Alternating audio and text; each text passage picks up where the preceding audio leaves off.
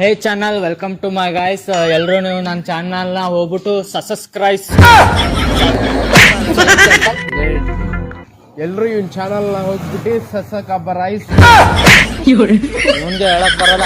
So guys, ನೀವು ಎಲ್ಲ ಹೋಗ್ಬಿಟ್ಟು ನನ್ನ ಚಾನಲ್ಗೆ ಅದ್ ಮಾಡ್ಬಿಡಿ. ಎಲ್ಲಿಂದ ಬಂದ್ಬಿಡ್ತಾವೆ ಅನ್ಎಜುಕೇಟೆಡ್ ಫ್ರೂಟ್ ಕಂಟೆಂಟ್.